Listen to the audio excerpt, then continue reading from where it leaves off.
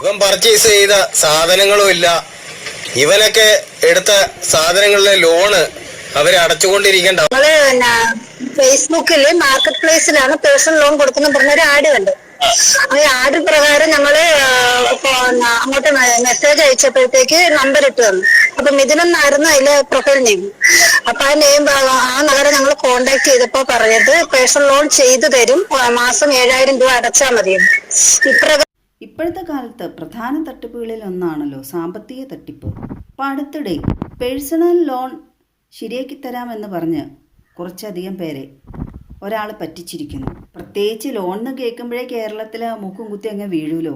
എവിടെ നിന്നെല്ലാം ലോൺ കിട്ടുമോ ആ കിട്ടുന്നിടത്തു നിന്നെല്ലാം ലോൺ മേടിച്ചെടുക്കാൻ നടക്കും. പിന്നെ അത് അടക്കാൻ കഴിയാതെ ആകുമ്പോൾ പല പല പ്രശ്നങ്ങളായി, ആത്മഹത്യയായി, അതായി ഇതായി, കൊല്ലും കൊലയൊക്കെയായി, അങ്ങനെ നീണ്ടുപോകും.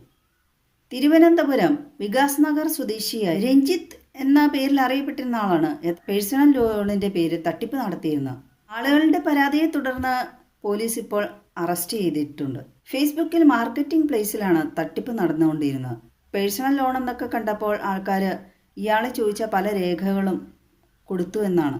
പിന്നീട് ഇയാൾ പ്രമുഖ സ്ഥാപനത്തിന് പേര് പറഞ്ഞിട്ട് അവിടെ ചെന്നാൽ പേഴ്സണൽ ലോൺ കിട്ടുമെന്ന് പറഞ്ഞു.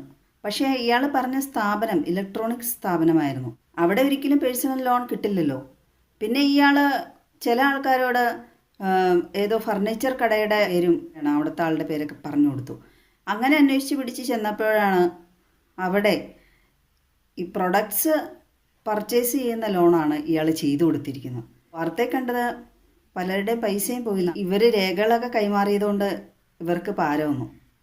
മാത്രമല്ല ഞാൻ ആലോചിച്ചു, പൈസ ഇങ്ങോട്ട് തരാമെന്ന് പറയുമ്പോൾ എങ്ങനെ ആളുകളുടെ കയ്യിൽ നിന്ന് പൈസ പോയിന്ന്.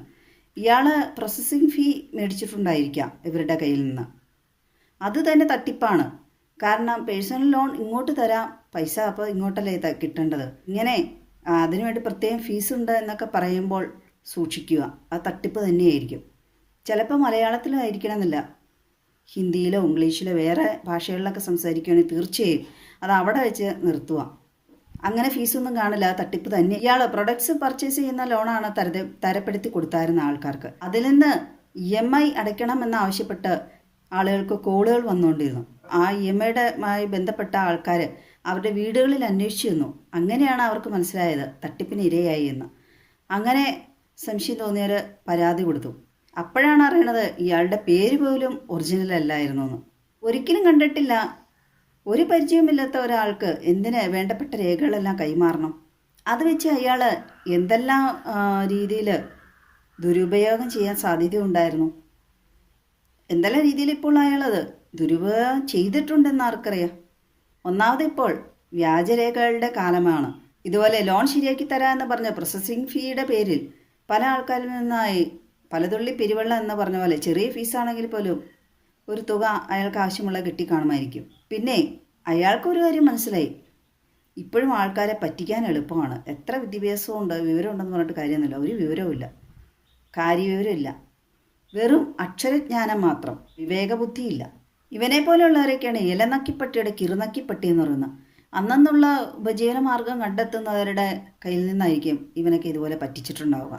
ഒരിക്കലും പൈസ ഉള്ളവർക്ക് ലോണിൻ്റെ ആവശ്യമില്ല, അവരെ പറ്റിക്കാനും കഴിയില്ല. മിക്ക ആളുകളുടെ വിചാരം ഈ സോഷ്യൽ മീഡിയയിൽ വരുന്ന ഇത്തരം അക്കൗണ്ടുകളെല്ലാം ഒറിജിനലായിരിക്കും എന്നൊക്കെ വിചാരിച്ചായിരിക്കാം പിന്നെ അതിൻ്റെ പുറകെ പോകുന്നതല്ല. ഇയാളുടെ പേര് പോലും ഒറിജിനൽ അല്ലാത്ത സ്ഥിതിക്ക് വ്യാജ അക്കൗണ്ടായിരുന്നിരിക്കും ഇയാൾ ഉപയോഗിച്ചിരുന്നത്. പേരെല്ലാം മാറ്റി. എന്തായാലും പോലീസ് അവനെ കയ്യോടെ അവൻ്റെ ഇരിപ്പിടത്തിൽ തന്നെ ചെന്ന് പൊക്കി. അതിന് പോലീസിന് പ്രത്യേക അഭിനന്ദനങ്ങളുണ്ട്. ഇത്തരത്തിൽ സോഷ്യൽ മീഡിയ വഴിയുള്ള ലോണുകൾക്കൊന്നും ശ്രമിക്കാതിരിക്കുക. അറിയുന്ന സ്ഥാപനങ്ങളുണ്ടാകാം, ലൈസൻസ് ഉള്ള സ്ഥാപനങ്ങളുണ്ടല്ലോ ലോണുകൾ കൊടുക്കുന്ന, അതുപോലെയുള്ള സ്ഥലത്തൊക്കെ ചെല്ലുക. എന്നിട്ട് ലോണിന് അപേക്ഷിക്കുക. നിയമപരമായി തന്നെ അങ്ങനെയുള്ള കാര്യങ്ങളൊക്കെ ചെയ്യാൻ നോക്കുക.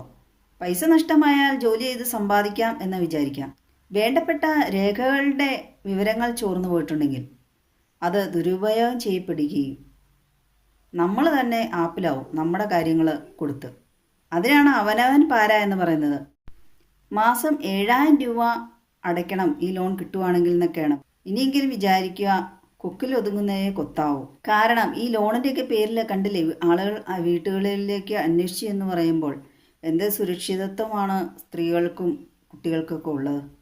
പരിചയമുള്ള എന്നും കാണുന്ന വളരെയധികം ഇടപഴകുന്ന ആളുകളെ പോലും ഇപ്പോൾ വിശ്വസിക്കാൻ കൊള്ളില്ലാത്ത കാലമാണ്.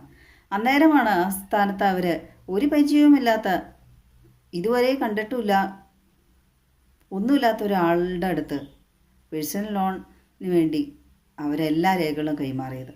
എത്ര വന്നാലും കണ്ടാലും കൊണ്ടാലും പഠിക്കുന്നില്ല.